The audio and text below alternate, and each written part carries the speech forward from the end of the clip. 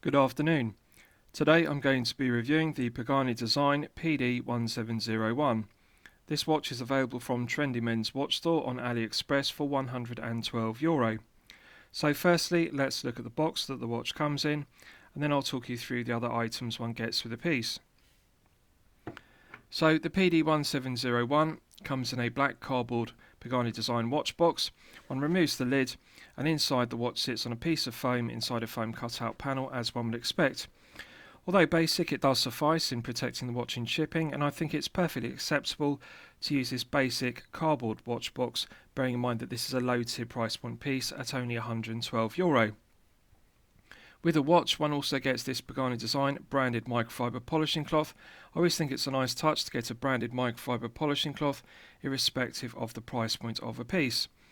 One also gets this nylon NATO strap, good heavy thickness to the nylon NATO, which feels like it's ballistic nylon.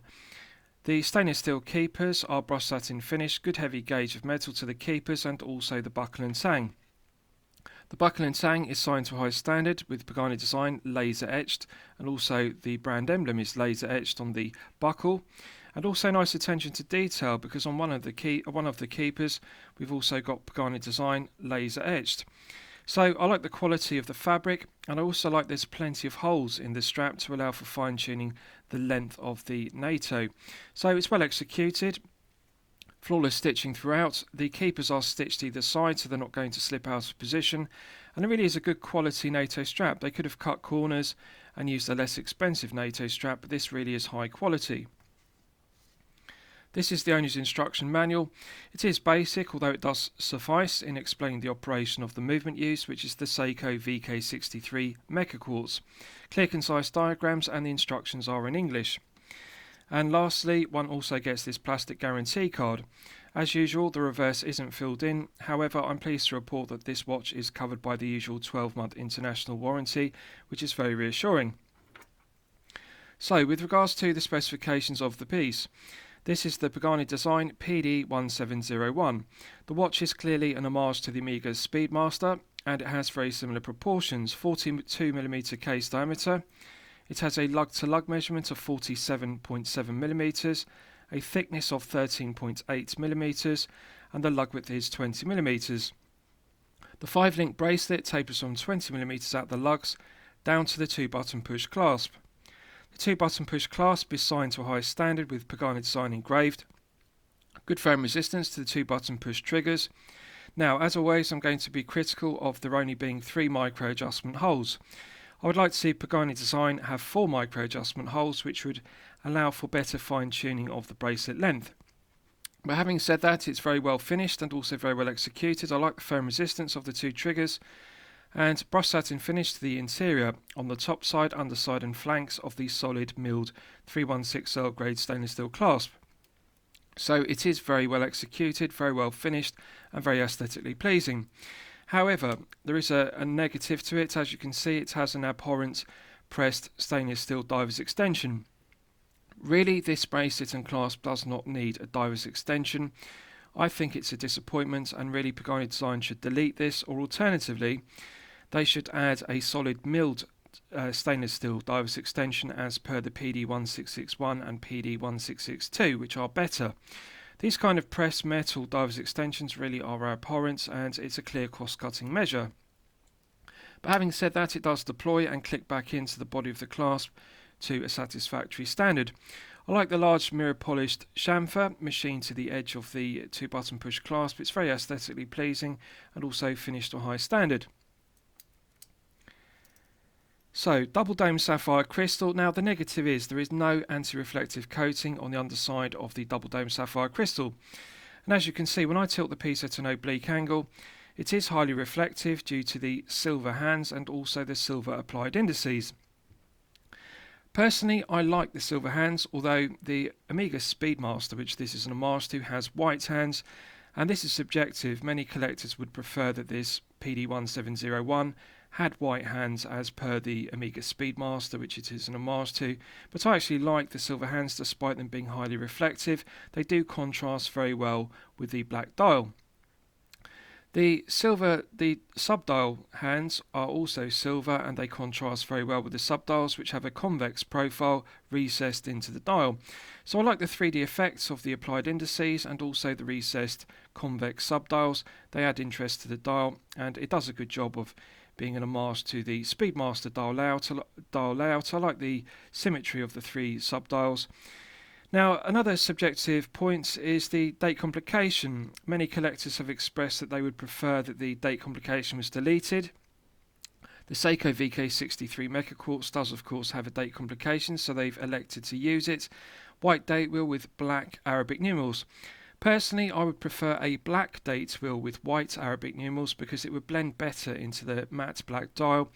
But however, the white date wheel with black Arabic numerals is clearly legible, and it is useful to have a date complication between 4 and 5 o'clock, and it also retains the symmetry of the subdials at 9, 6 and 3 respectively.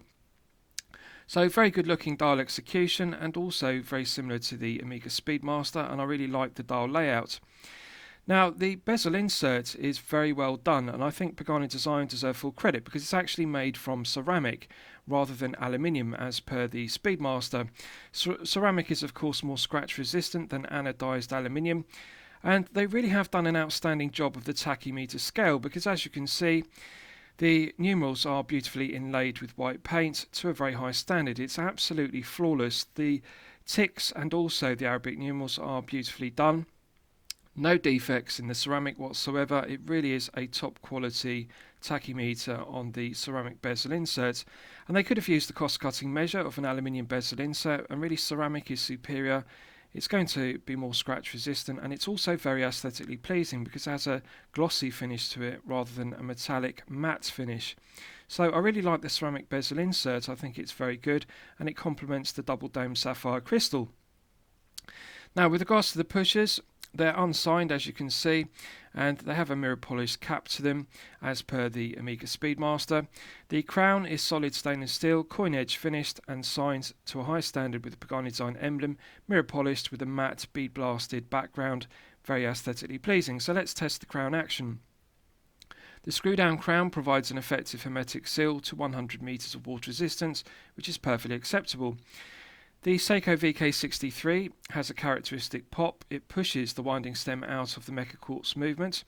So in the first position, one can pull it out to the first click, and that is the quick set. Sorry, that's the second click. Let's get the first click right. There we are. So if you look closely at the date complication, rotating the crown clockwise advances the date complication using the quick set as one would expect. So the quick set complication works perfectly. Pulling it out to the second click is the time setting position, and it's absolutely silky smooth. Minimal resistance both clockwise and anti-clockwise, which is a characteristic of the VK63 Mecha Quartz. It feels a lot smoother than a mechanical movement such as an automatic or a manual wind movement. The Mecha Quartz hybrid means that it's very smooth, and it's an absolute pleasure to set the time. So pushing it back in restarts the movement. As you can see, looking at the 6 o'clock subdial, the subdial begins to tick away and the seconds begin to advance. So let's test the screw down action. Absolutely silky smooth. Immediate pickup of the internal thread of the solid stainless steel crown and the external thread of the stainless steel crown tube. So it's silky smooth to unscrew and silky smooth to screw back down. Good thread pickup, good interface. The quality of the threading is outstanding. And Pagani design deserve full credit because this is a very well executed crown action. Bearing in mind it's a low tier price point piece at only €112. It's very smooth and very satisfying. 100 meters is perfect for a daily wear piece. With regards to the caseback, it's very well executed, beautifully engraved as you can see, nice attention to detail, engraved with the specification on the circumference, and it has concentric brushed satin finishing to the circumference, and the centre section is beautifully engraved with a contrast of matte finish and also mirror polishing as you can see. Absolutely beautiful. Now the benefits of having a Mecha Quartz movement, the Seiko VK63, is its lower profile than an automatic movement would be with a rotor, or alternatively a manual wind movement. So they've made a very flat and low profile caseback as you can see, and that means it's very flat and smooth against the wrist, so it fits very snugly, and also it's very comfortable to wear for long periods of time, such as 8 to 12 hours per day. The screw down stainless steel caseback provides an effective hermetic seal to 100 meters, which is very good. And I like the mirror polishing to the circumference, which contrasts with the concentric brush satin finishing to the inner section. It's just a very well finished, very well executed screw down caseback, and they deserve full credit for that. The solid end links are a good fit to the case, and they are also well finished. Brush satin finishing to the underside of the case, which is also well finished. So I'll give you a wrist shot and you can see how it fits on my 8-inch wrist. Now I have sized this bracelet because it is a long bracelet, and I've removed one full link, and as you can see I've got the micro adjustment position in position 3, which is the longest, and with one link removed it fits my 8-inch wrist to perfection. As you'll know from my previous reviews, I like to size my bracelets loose, and the correct sizing method is to be able to slip an index finger underneath the bracelet and clasp at all times, and that allows for wrist expansion in warmer weather or if when one is active. So I like to size the bracelet loose, and this is now sized to my liking. Very comfortable bracelet. I like the low profile of the 2 button push clasp, beautiful luster to the 316L grade stainless steel. Although it looks like 3 solid links, it's actually a 5-link bracelet. Resizing it's very easy because it has push pins rather than screw pins, and I like the slight taper from 20mm at the lugs down to the 2 button push clasp. Good snug fits the wrist. Now the thing to note is it has a 47.7mm lug to lug measurement, so this will suit collectors whether you have a 6 to 7-inch wrist or a 7 to 8-inch wrist respectively. As you can see on my 8-inch wrist, it is very well balanced, it's very well proportioned, and the lug to lug measurement, which is close to the perfection sweet spot of 48mm, really does give a sublime fit. The comfort level is outstanding when worn for long periods of time because it is only 146 grams on the stainless steel bracelet.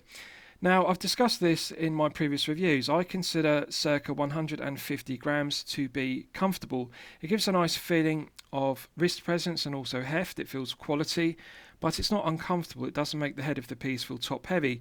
So it's 146 grams on the bracelet. This is a very comfortable piece to wear. The other thing to note is it's deceptive. It's only 13.8mm thick. Now, I regard 13mm to be the sweet spot for a piece to easily slip underneath the shirt cuff if you wear business shirts. At 13.8, this is easily going to slide underneath a business shirt cuff, even though it has a double dome sapphire crystal. I expected this to be in excess of 15mm because it appears to be a thick piece with a double dome sapphire crystal. But 13.8 is very good, and that's largely due to the flat stainless steel caseback as I've detailed. It's very low profile, and that reduces the thickness of the piece despite having a double dome sapphire crystal. Now, as you can see, the negative is the lack of AR coating. It is highly reflective, highly glossy. The double dome sapphire crystal and also the silver hands and silver applied indices are very shiny and reflective, so that's something to bear in mind. It really would benefit from AR coating. I do like the glossy finish of the ceramic bezel inserts rather than using an aluminium bezel insert as per the Amiga Speedmaster, so that's something that Pagani Design deserve credit for. It is a very well executed piece. I like the tape of the 42mm head of the piece down to the 20mm lug width. Very well balanced piece. 20mm bracelet is the correct proportion for the 42mm head of the piece. It does actually wear more like a 40 or 41mm despite being 42mm. So it's a very comfortable piece, but I would say it's best suited to collectors with a larger wrist of 7 to 8 inches. It's actually a shame that Pagani Design didn't make this in 40mm because that would appeal to the majority of collectors with a 6 to 7 inch wrist. Right, so let's do a Lume test and we'll see how the Lume performs when it's charged up to its absolute maximum. So as always, I'm going to use my 100 UV LED torch to charge it up to its absolute peak.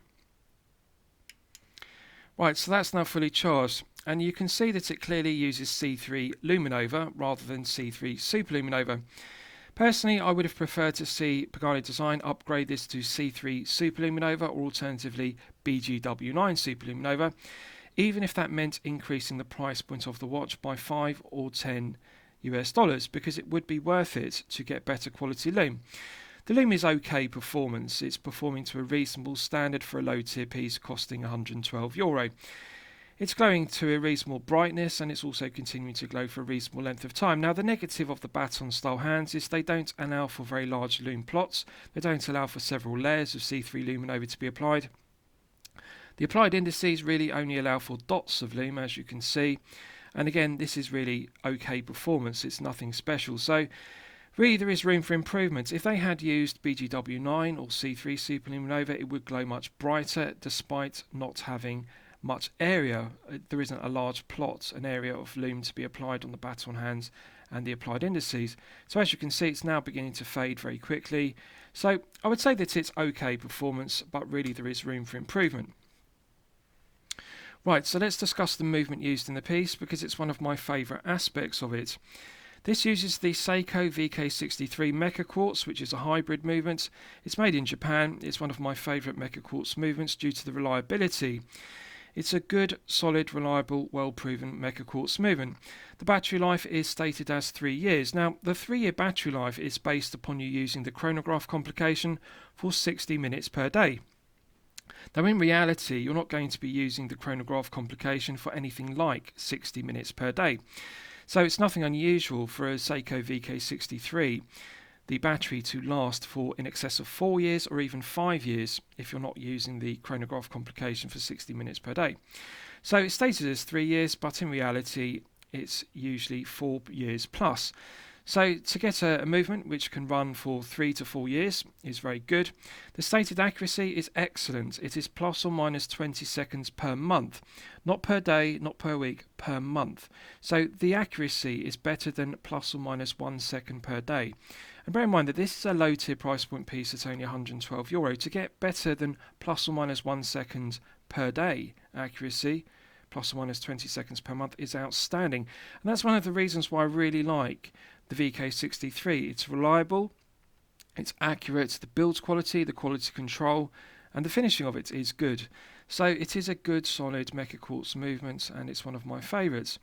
So let's test the chronograph complication. The top pusher activates the chronograph. So pushing it in's got a nice positive click. I like the firm resistance. It feels solid, good spring-loaded action to the pusher. Looking at the second hand, you can begin to see it now ticks around the dial. Pressing it again stops the chronograph complication dead. The lower pusher activates the flyback complication. So if I press it, you can see it flies back to the 12 o'clock index. So I'll just test it again to check the alignment of the chronograph second hand. Right, so I'll stop it dead again, and then I'm going to operate the flyback, and it should reset perfectly to 12. And it does. The alignment of the chronograph second hand perfectly aligns with the 12 o'clock index on the dial. And again, Pagani Design deserve full credit, because they could have used a less expensive Mecha Quartz movement, the Sunon PD-1703, and that would have been less expensive. It would have meant more profit margin for Pagani Design. It would have done the job. But the Sunon 903, a PE903, is poor quality. It's made in China, and it has poor build quality, poor quality control, and poor finishing. So the Seiko VK63 is made in Japan, and it is more expensive, but it is better quality. And as you can see, that's borne out by the second hand resetting to 12 o'clock precisely, bang on every time. So it really is an outstanding choice. I like the VK63 rather than using the Sunon PE903, which is popular with other Chinese brands. So I like the accuracy, plus or minus 20 seconds per month. So what are the negatives to the piece? Well, I've already outlined the lume is weak. There's a lack of AR coating, so these are cost-cutting measures. The bracelet is well finished, but however, I want to bring to your attention the negative of it. There's a lot of play in the female pivoted end links. Now, it is good it has female pivoted end links, because that does give a better fit than male end links, which would extend the effective lug-to-lug measurement from 47.7mm to above 50mm. So the female pivoted end links do give a good fit to the bracelet end links, and also it pulls the head of the piece closer to the wrist, so I like that. But there is a lot of play, as you can see.